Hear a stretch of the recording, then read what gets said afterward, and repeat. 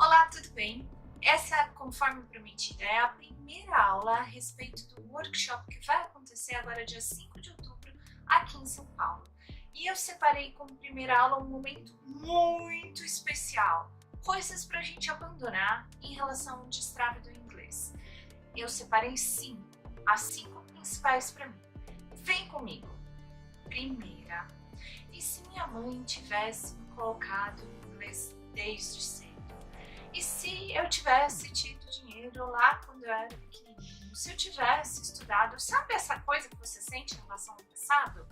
Então, tá na hora de abandonar, né? Até porque, por exemplo, eu hoje em 2018 tenho 38 anos.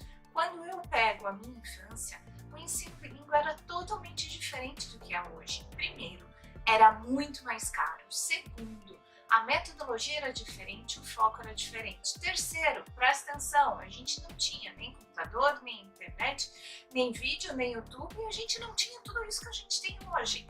Então, assim, por que ficar num saudosismo que não vai te adiantar nada? E até as épocas eram diferentes. Segundo, se eu tivesse dinheiro, com certeza faria um intercâmbio, voltaria fluente.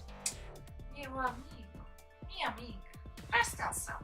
Se você tem uma trava hoje, aquela angústia, aquele medo, aquela coisa que não vem, um pensamento que não coordena inglês com português, português e inglês, você acha que vai acontecer o que a hora que você chegar nesse outro país? Simplesmente alguém vai ter uma chavinha e vai virar? Ou você tem alguma entradinha de USB que eu ainda não estou sabendo? Não tem como a gente virar a chave de um dia para o outro, de um mês para o outro, simplesmente porque nós estamos em outro lugar ou com outras pessoas. Então já deu para perceber que esse se também é para a gente abandonar. Se eu tivesse tempo, é o terceiro se para abandonar. Se eu tivesse tempo, eu ia estudar com muito mais qualidade. Se eu tivesse tempo, eu faria homework. Se eu tivesse tempo, quantas vezes você já não repetiu isso? Se eu tivesse tempo. Pois bem, o grande X da questão para você destravar o teu inglês e tornar o inglês uma língua muito mais natural para você é trazer para o teu dia a dia. Por exemplo, eu tenho uma irmã que adora cozinhar. Ela faz um bolo de cenoura que é a coisa mais gostosa do mundo. E às vezes ela até coloca algumas receitas para ela ver em inglês como é que é. Sabe? É que eu já cheguei nos 30. Não, tô no 35. Não, tô no 40. Não, já tenho 50, 45.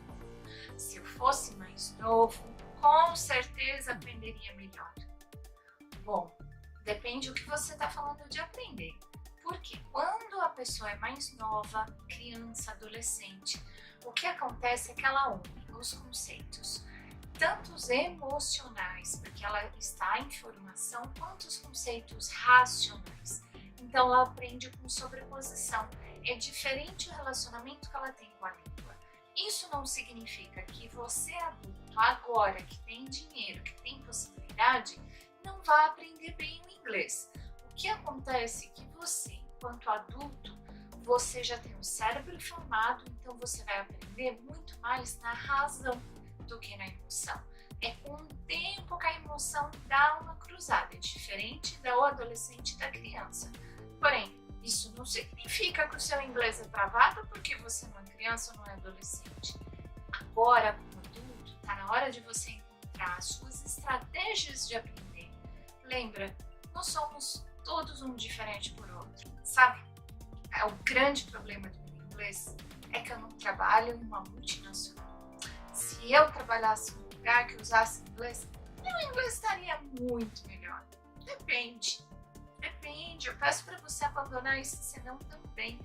Por quê?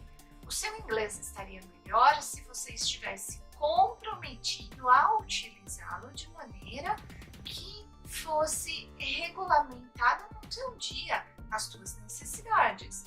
Quando você trabalha em uma multinacional, dependendo do setor, você não usa inglês. Então não é uma regra, não é sine qua non. Para de pôr travas no seu dia a dia. Para de travar ainda mais o teu inglês. Relaciona como ir para frente, como ficar livre. O inglês é uma língua, ele traz liberdade. Procura procure prazer ao invés de procurar mais travas para você ficar aí apertadinho, tá bom?